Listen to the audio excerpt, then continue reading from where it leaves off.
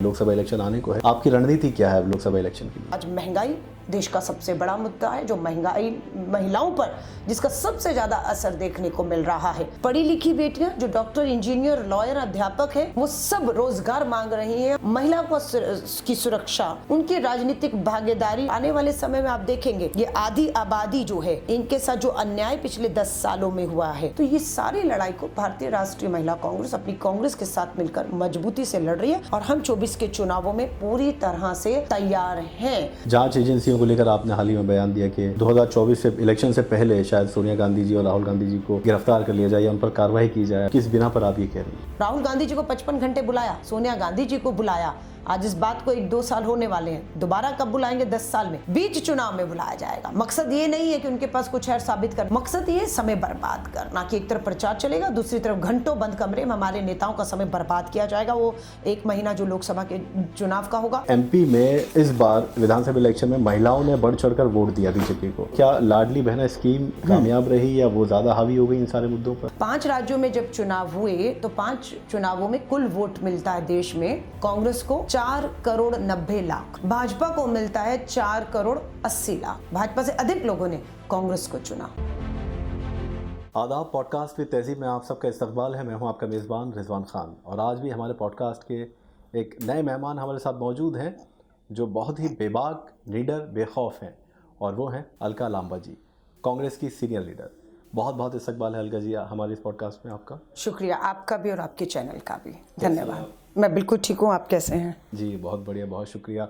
और हम आपको बता दें हमारा पॉडकास्ट जिसमें बहुत ज़्यादा तीखी बातें नहीं होती लेकिन कैजुअल टॉक होता है, तो हम उम्मीद करते हैं वैसे ही आप बहुत अच्छा बोलने के लिए जानी जाती हैं। शुक्रिया। लेकिन सबसे पहले ये जानेंगे आपसे कि ये बेखौफ, बेबाक, निडर, ये आपको हालात ने बनाया, सियासत ने बनाया, वक्त ने बनाया, माँ बाप ने बनाया, या आप ऐसे ही थी शुरू से? ये सब चीज़ों का योगदान है इसमें। मुझे याद आता है जब मैं मात्र 9 साल की थी और तब ब्लैक एंड वाइट टीवी हुआ करते थे, दूरदर्शन आता था और 2 चेहरे मेरे वो बचपन के मेरी ज़िंदगी में बहुत उनका असर रहा। पहला इंदिरा गांधी जी का चेहरा था और दूसरा देश के पहले एस्ट्रोनॉट जी राकेश शर्मा जी थे। सो वो एक था कि वार्ता जिसमें इंदिरा जी देश की पहली महिला प्रधानमंत्री है, राकेश शर्मा जी से पूछ रही हैं अंतरिक्ष से देखने पर भारत कैसे दिखता है, तो उनका जवाब था सारे जहां से अच्छा हिंदुस्तान हमारा। तो वो दोनों जो छवि थी वो बहुत गहरी तक मेरी ज़िंदगी में रही। तो ऐसा लगा तब से कि या तो बड़े होकर इंदिरा गांधी बनना है और नहीं तो फिर अंतरिक्ष में राकेश शर्मा की तरफ कदम रखना है। इन्हीं दोनों प्रयास की तरफ मैं बढ़ती रही। पिताजी खुद डिफेंस में सिविल इंजीनियर रहे, तो उनके साथ डिफेंस के इलाकों में जाना, तोपों को देखना और वो सब प्रैक्टिस करते हुए लोगों को देखना एक था कि वो जज्बा रहा हमेशा। माँ मेरी झांसी में पैदा हुई जी। तो गर्मी की सारी छुट्टियां ट्रेन में बैठकर ग्वालियर से होते हुए झांसी पहुंचना, रानी झांसी की वो कहानियां सुनना, वो बचपन में इन सब चीज़ों का बहुत असर रहा। लेकिन ज़िंदगी में कभी सोचा नहीं था कि राजनीति में आऊँगी और यहाँ तक पहुँच पाऊंगी। लेकिन 30 साल का ये सफ़र मैं कहूँगी बहुत उतार चढ़ाव, संघर्ष वाला, बहुत सीखने को मिला, बहुत सबक मिले और इसीलिए आज मुझे लगता है कि जो मजबूती है मुझे अपनी मेरी आगे की लड़ाई जो मेरी खासतौर से अब इस देश की आधी आबादी के लिए उसमें लड़ने में मदद कर रही है। तो इन सब चीज़ों का बहुत योगदान रहा जिसके लिए मैं हमेशा उनकी शुक्रगुजार रहूँगी। बिल्कुल। अच्छा, 30 साल आपने कहा कि आपके करियर को यानी सियासत में आने के बाद हो चुके हैं। आगाज़ आपका जो हुआ, शुरुआत हुई वो एक स्टूडेंट लीडर के तौर पर हुई, तो उस साल आपकी उम्र भी कम थी। कैसे इंस्पायर हुई? क्या इंदिरा गांधी जी से ही इंस्पायर थी उस वक्त भी, या किसी को देख करके नहीं अब सियासत में आना चाहिए?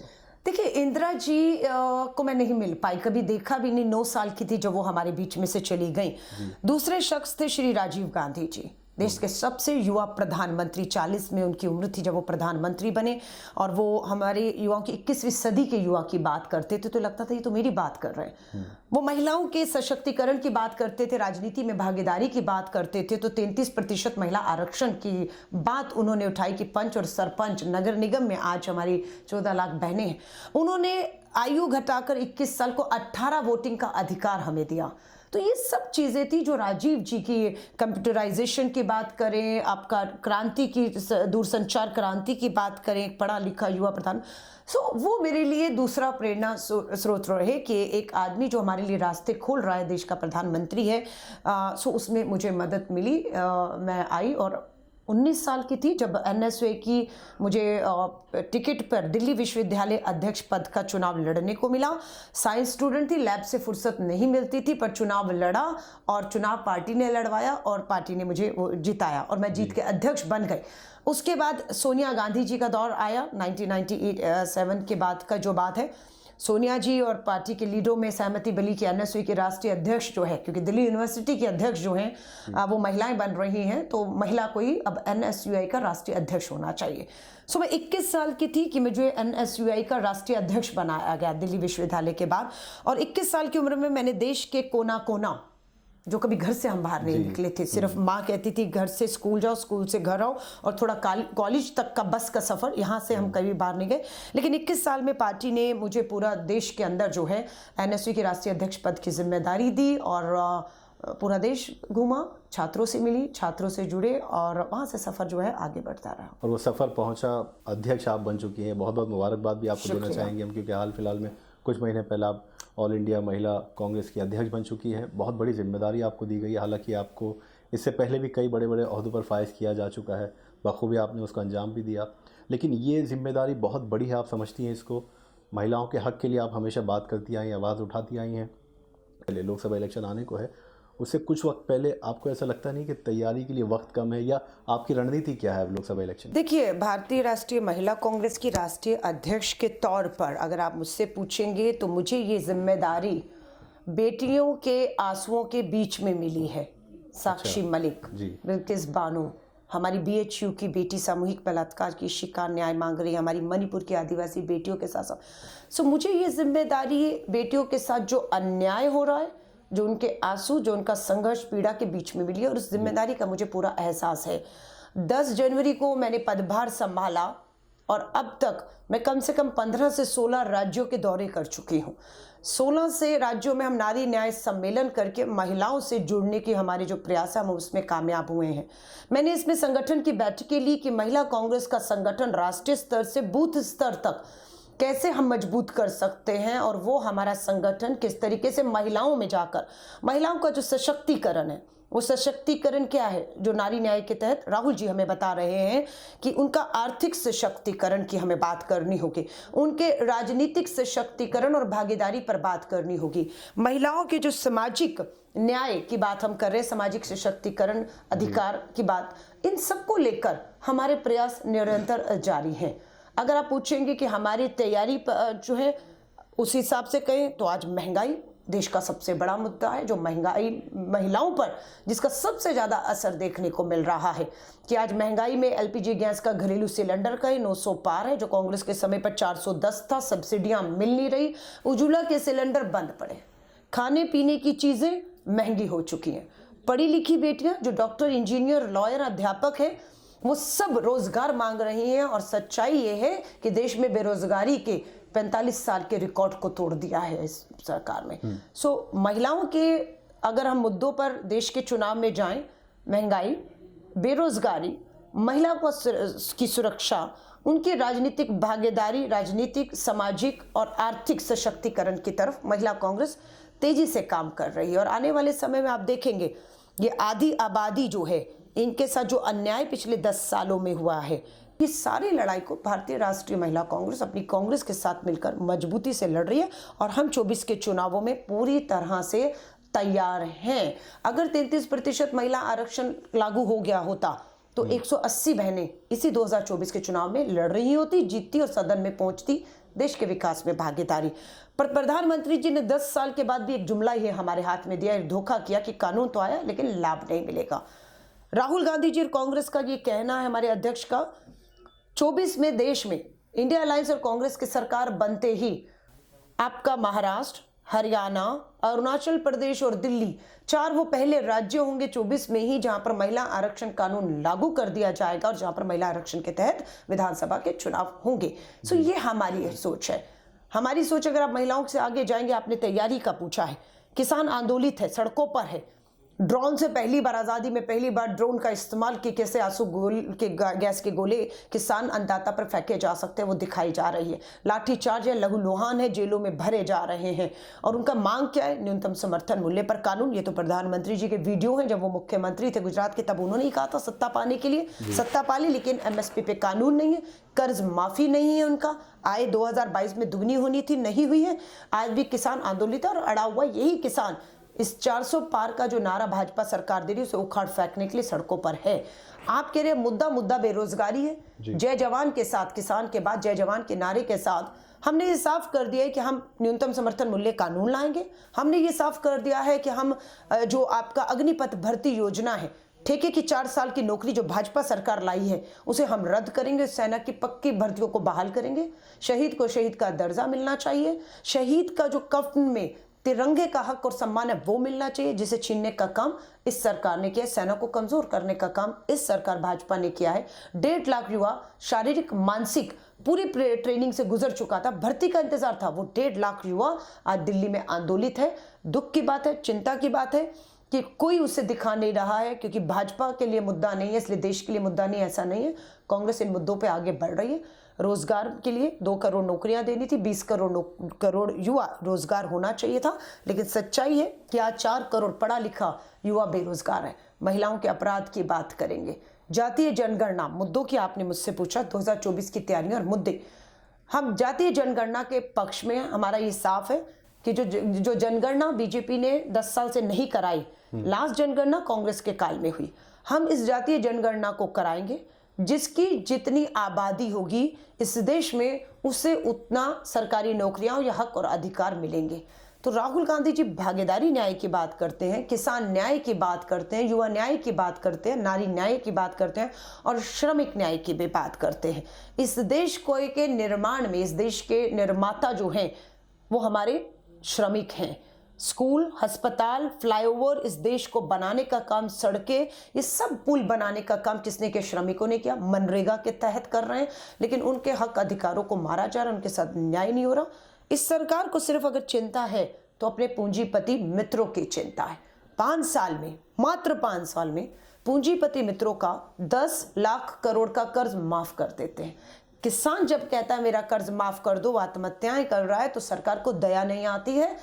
कर्ज माफ नहीं करते, ऊपर से आंसू गैस के गोले छोड़कर उनके ऊपर आप आरोप लगाते हैं। तो ये सरकार जो है, साफ दिख रहा है कि किस तरीके से, अगर आप फिर मुझसे बात करेंगे तो सुप्रीम कोर्ट का फैसला आया है इलेक्टोरल बॉन्ड को लेकर, हम उसके सख्त खिलाफ थे। भाजपा की सरकार क्यों चाहती है कि दान देने वाले का नाम, किसने दान दिया, कितना दिया, किसको दिया, किस मकसद से दिया, उसका लाभ क्या मिल रहा है, ये जानने का लोकतंत्र में हर एक को अधिकार था। इसलिए इलेक्टोरल बॉन्ड जब संसद में लाया गया, कांग्रेस ने उसका पुरजोर विरोध किया, मामला कोर्ट में पहुंचा।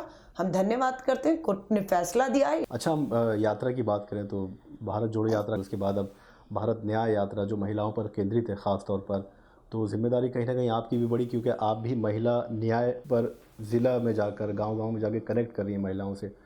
तो इन सब का कितना फ़र्क 2024 के लोकसभा इलेक्शन पर पड़ेगा आपको लगता है, या आपका मैं पर्सनल ओपिनियन जानना चाहता हूँ? देखिए, मैं कह रही हूँ 10 जनवरी को मुझे ये जिम्मेदारी मिली है, अभी कुछ दिन हुए हैं। मैं ये कहूँ कि सारा बदलाव मैं अकेली अपने दम पर ले आऊँगी, कुछ दिनों में ले आऊँगी, ये संभव नहीं है। लेकिन हाँ, जो प्रयास पिछले 10 साल से, 1 दशक से राहुल गांधी जी के हों, महिला आरक्षण कानून को लेकर हमारी श्रीमती सोनिया गांधी जी पूर्व अध्यक्ष उनके हों, लड़की हूं लड़ सकती हूं के नारे के साथ उत्तर प्रदेश में 150 बहनों को चुनावी मैदान में उतारना, ये प्रियंका गांधी जी की सोच है, जो काम करके वहां पर हमारी जमीन को मजबूत करके आई है। महिलाओं में हिम्मत है, जो 150 बहनें विधानसभा लड़ी हैं, वो लोकसभा की टिकट की दावेदार है, वो घर नहीं गई, वो मैदान में थी, हैं और लड़ेंगी।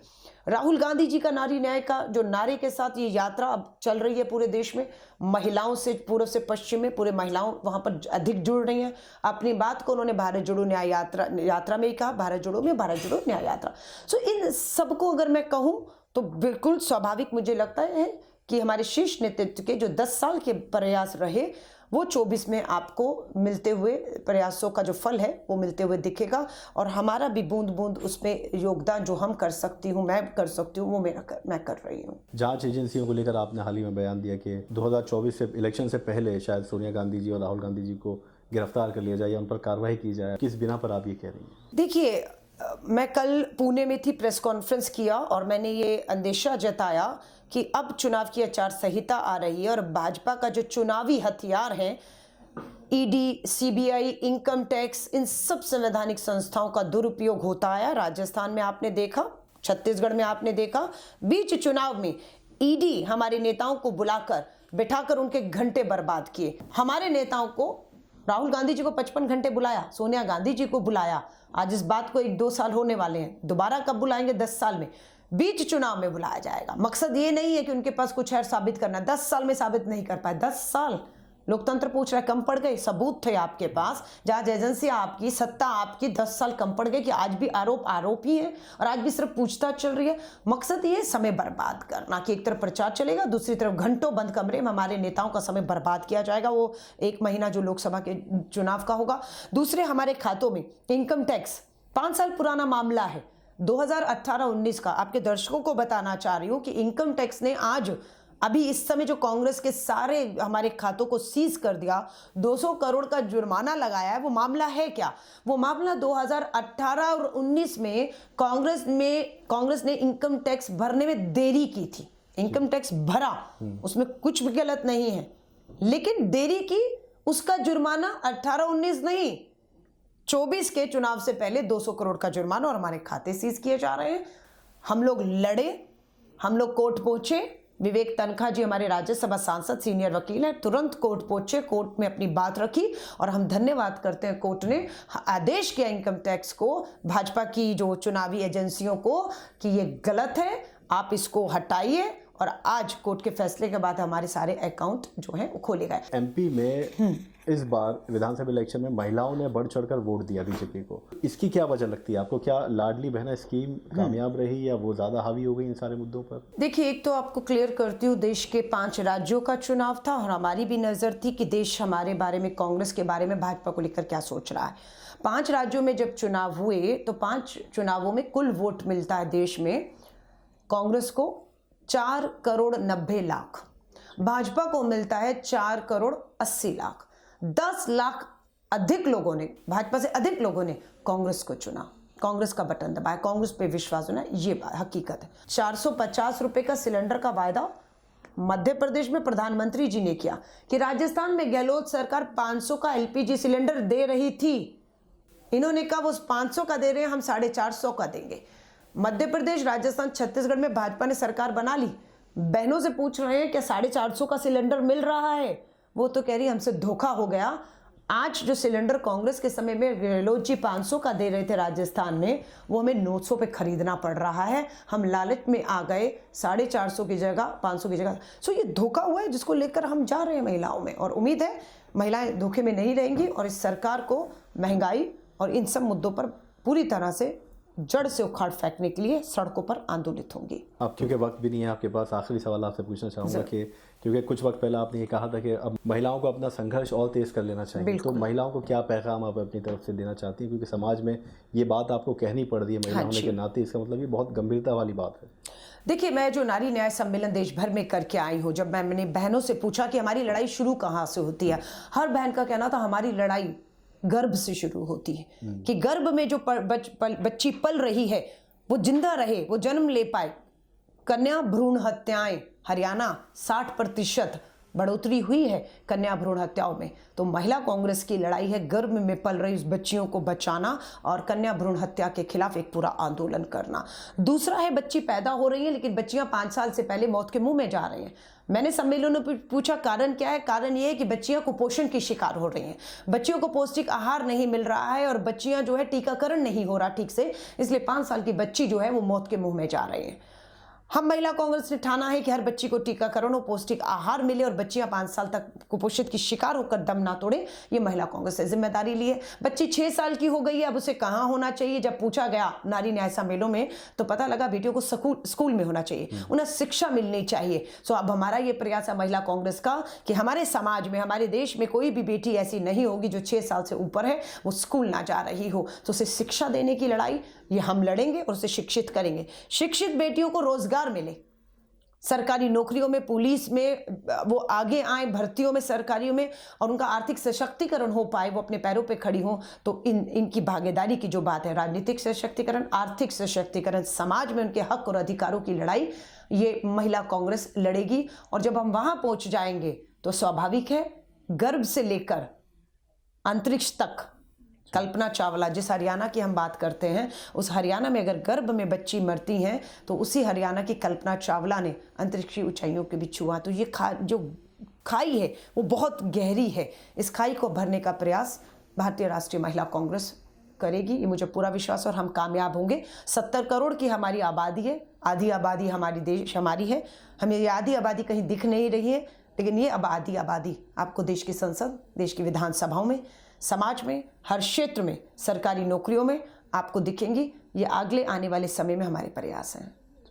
चलिए, बहुत बहुत शुक्रिया, आपने इतना कीमती वक्त हमें दिया और इतनी बातें बेबाकी से कहीं, आज भी बहुत शुक्रिया। आपका भी शुक्रिया, धन्यवाद। तो ये थी अलका लांबा जी, जिन्होंने आज भी बेबाकी से अपनी बातें कही हैं, और उम्मीद करेंगे कि आपको ये पॉडकास्ट पसंद आया होगा। अगले एपिसोड में किसी और शख्सियत से रूबरू होंगे। आप रखें अपना ख्याल, हमें दीजिए इजाज़त, आदाब।